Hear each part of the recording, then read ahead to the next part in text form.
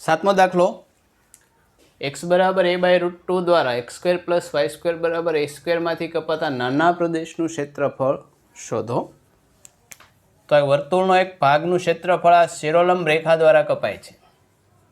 तेवुं थाय के आ धारो के वर्तुळ होय,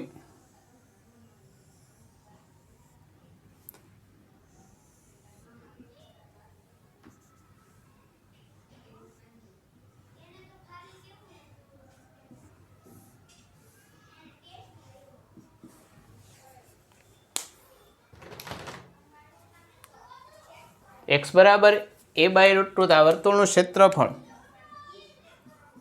आ त्रिज्या a0 माइनस a0 0 a ने 0 ए त्रिज्यावाळो वर्तुळ छे। एमां कोई रेखा एक्स बराबर ए बाय रूट 2 એટલે શિરોલંબ રેખા થાય एक्स एम જેનો a બાય રૂટ 2 છે એટલે આવી કોઈ રેખા થાય।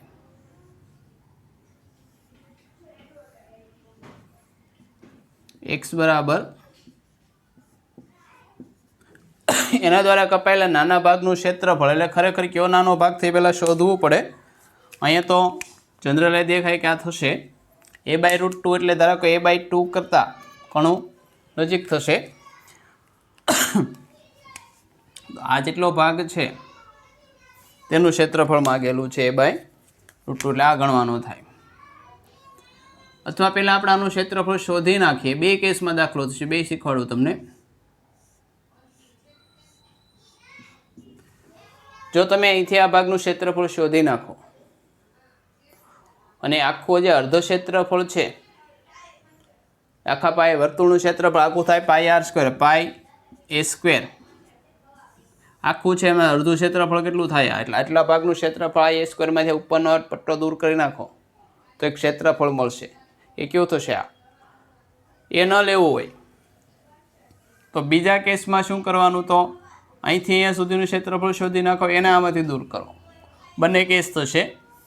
તો અહીંયા ઉપરનું આ શેડેડ વિભાગનું ક્ષેત્રફળ શોધીએ, એને અર્ધવર્તુળમાંથી બાદ કરીશું એટલે આપણને કોઈ ક્ષેત્રફળ મળે।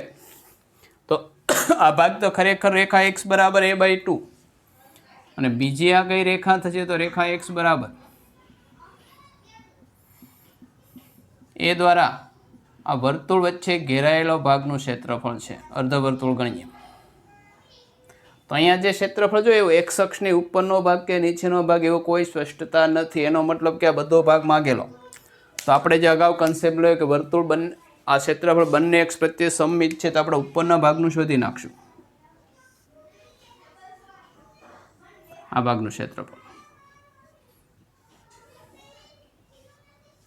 धारो के a1 कहीए तो मागेलू क्षेत्रफळ उपरનું છે એટલું જ એટલું થશે 2a1 થશે અને એને આપણે એ જે ક્ષેત્રફળ માગેલું થશે।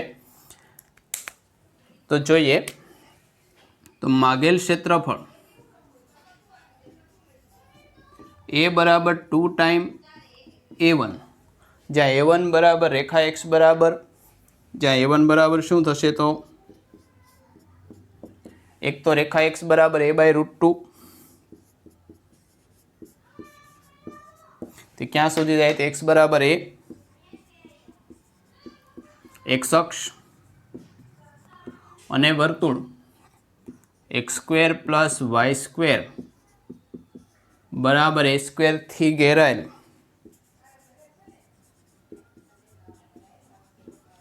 खाली घेरायेल क्षेत्रफळ लखो तो आनुं आ जाओ तो घेरायेल प्रथम चरणनुं क्षेत्रफळ।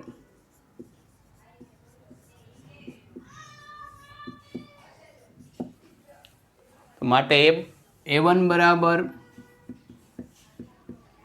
मोड i1 एटले के y dx कारण के x अक्ष साथे जोड़ायेलुं लीधुं। y लिमिट केटली थशे?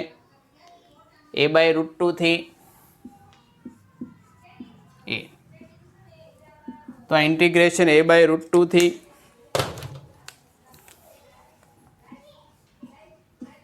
a बाय रूट 2 थी a। तो आना परथी y ने सूत्रनो करता बनावो तो वर्गमूळ में a square minus x square. तो आनु तो फाइनल सूत्र है संकलन माटे एक ज याद राखो, 8मा चेप्टर माटे आनु सूत्र x/2 આખો કાઉન્સ x/2 root a square minus x square plus a square sine inverse x/a limit થશે a/√2 થી a sign inverse x/a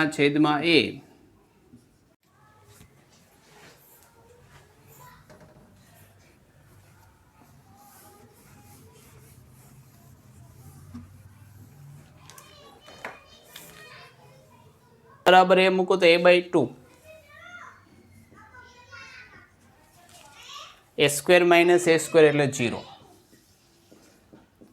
plus a square sine inverse a/a એટલે 1 plus a square sine inverse 1 minus લો limit x ની જગ્યાએ a/√2 મૂકો તો a/2√2 a square minus a/2√2 વર્ગમૂળમાં a square x એટલે કેટલા થાય જો વર્ગમૂળમાં x એટલે a સ્ક્વેર/2 એટલે a સ્ક્વેર/2 વધે એટલે આ વધે વર્ગમૂળમાં a સ્ક્વેર/2 એટલે a/√2 વધે સિમ્પલી કેટલા વધશે a/√2 plus a square sine inverse x ની જગ્યાએ a/√2 મૂકો તો એ ઉડી જાય પણ 1/વર્ગમૂળ 2 વધે એટલે 1/√2 તો સાદું રૂપ લઈએ તો આ તો 0 થઈ ગયો a સ્ક્વેર/2 into π/2 sign inverse 1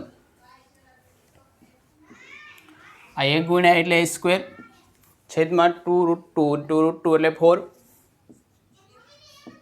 plus a square sine inverse 1 means π/4 તો પદ અંદર લઈ જાઓ તો પાઈ a સ્ક્વેર/4 થાય minus a square minus pi a square ભાગ્યા 2 એટલે 8 તો લસા લઈ લઈએ a સ્ક્વેરના છેદમાં 4 લઈ લઉં છું 8 લઈ લો 8 એટલે સરળ પડે તો કેટલા વધે 2π -2 -8 લઈ લીધા એટલે ખાલી અહીં પાઈ વધે a સ્ક્વેર/8 તો નીકળી ગયા એટલે a સ્ક્વેર/8 પાઈ -2 I1 મળ્યું માટે એ બરાબર તો આમાં કંઈ નેગેટિવ થતું નહીં પાઈ એ 3.14 કરતાં મોટું છે પણ ફેરવવાની જરૂર નથી a સ્ક્વેર/8 માટે એ બરાબર આનો ડબલ ક્ષેત્રફળ 2a1 2a સ્ક્વેર/8 ઇન્ટુ પાઈ -2 એક વખત ઉડી જાય તો વધે a સ્ક્વેરના છેદમાં 4 પાઈ -2 આ માગેલું ક્ષેત્રફળ થશે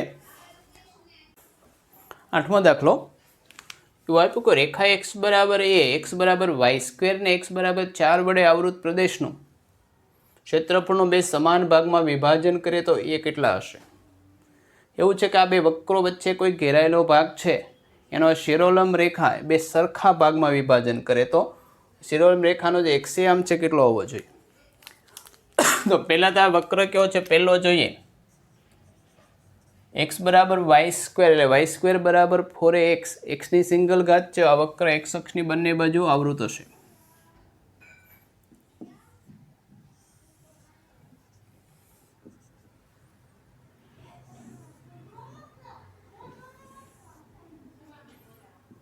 ધારો કે 0 2 4 એવો સ્કેલિંગ લઈએ છીએ તો વક્ર અને રેખા x બરાબર 4 તો શિરોલંબ રેખા x બરાબર 4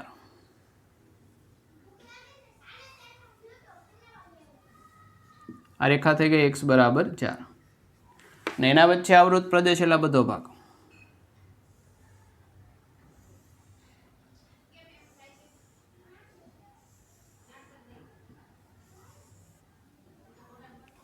તો આ બધા ભાગનો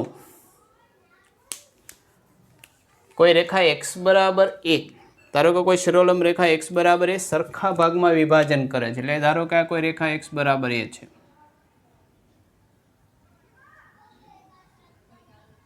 ને એનું મૂલ્ય 4 કરતાં નાનું હશે તો સરખા ભાગમાં કરે ને 4 કરતાં મોટો સામેની બાજુ નીકળી જાય. તો x બરાબર a. તો આ બે સરખા ભાગમાં આ ભાગ જે વિભાજન થાય આ બાજુનો ભાગને થોડોક શેડેડ કરીએ છીએ.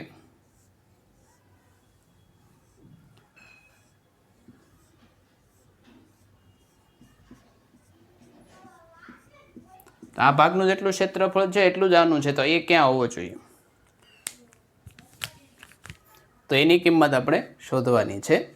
તો જો આ ભાગનું ક્ષેત્રફળ જેટલું થાય એટલું જ આ થાય, એના અર્થમાં કે આટલો ટુકડો ભાગ છે એનું ક્ષેત્રફળ એટલું આનું ક્ષેત્રફળ થાય, કેમ કે બંને ક્ષેત્રફળ એક અક્ષ પ્રત્યે સંમિત હતા. તો આપણે એ કહીશું, તો આ ભાગને કહીશું આપણે, જો આ ભાગ છે કેમ કે નીચે સરખો જ થશે, ત્યાંથી અહીંયા સુધી આવીએ અને આપણે ધારો કે A1 કહીએ, અને આ જે ભાગ છે એને કહીશું A2. ઉપરનો ભાગ જ, નીચેનો ભાગને બંને સરખા કરવાના, એટલે શોધવાનું નથી એક્ઝેક્ટ. આપણે એવું કીધેલું કે સરખું છે તો એ શોધવાનું. તો આટલો ભાગ આખો શોધવા તો અડધો આનો શોધો તો આનો અડધો જ થાય, સરખું છે. તો A1 બરાબર A2 પરથી આપણે સાદુરૂપ મેળવીએ. તો જોઈએ, તો મેઇન આમાં સમજણ આધારિત હતું કે કેવું થાય. તો અહીં A1 બરાબર A2 છે. તો A1 બરાબર શું થશે? તો A1 બરાબર આ રેખા કઈ થાય? x બરાબર 0, બીજી રેખા x બરાબર a, પછી x અક્ષ, અને વક્ર કયો થશે? તો અહીંયા વક્ર બાઉન્ડેડ થશે x બરાબર y² થી ઘેરાયેલ પ્રથમ ચરણનું ક્ષેત્રફળ.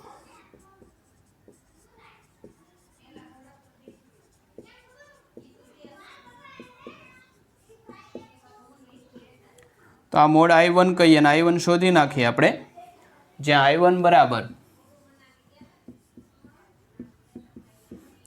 x અક્ષ સાથે એટલે y dx, લિમિટ થશે 0 થી a,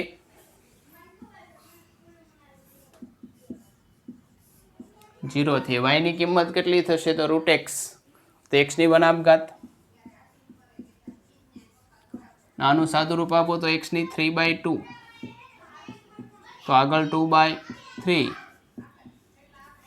લિમિટ a થી 0, અપર લિમિટ મૂકો તો આ વેલ્યુ થશે 2/3, a ની 3/2, ના જ થશે પોઝિટિવ છે, આ થશે A1. હવે A2 લઈએ. A2 બરાબર શું થશે? તો A2 બરાબર રેખા x બરાબર a, x બરાબર 4, x બરાબર a, x બરાબર 4, x અક્ષ, અને ચોથો કોણ થશે? આ વક્ર. આમાં પણ બાઉન્ડેડ તો વર્તુળ પરવલય દ્વારા જ છે ને, તો વક્ર x બરાબર y² થી આવૃત પ્રથમ ચરણનું ક્ષેત્રફળ.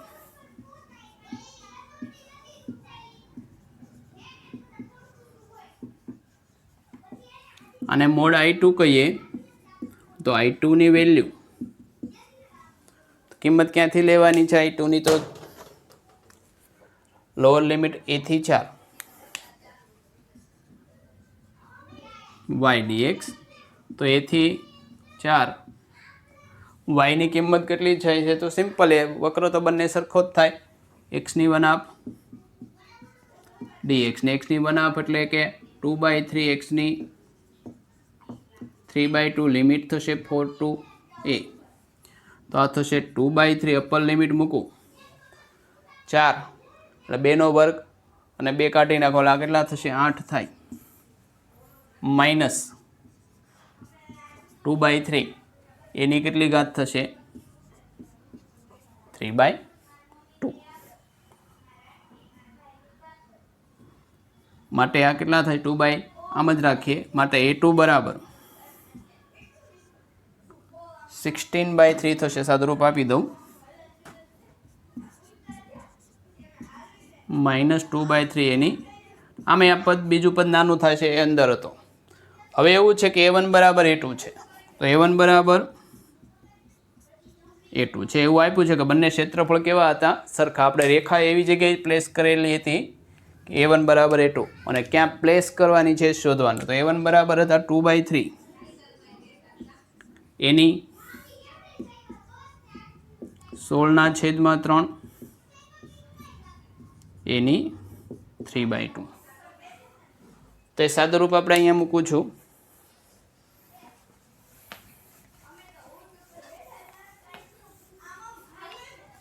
આ બાજુ આવશે તો આ કેટલા થશે 2/3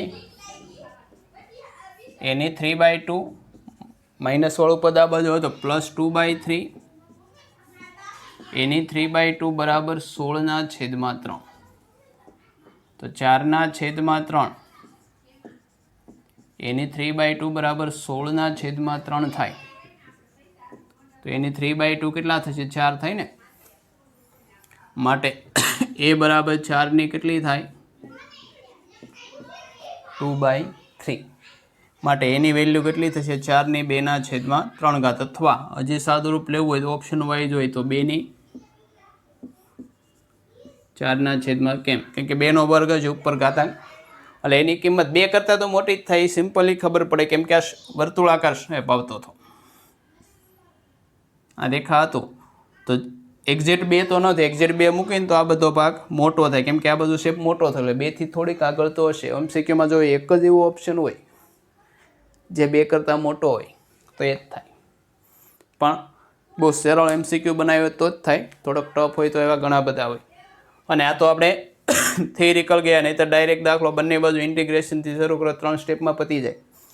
લાસ્ટ યર જી ગુજકેટમાં પૂછાયેલો છે, એકાદ વખત જીમાં પણ આવી ગયેલો છે.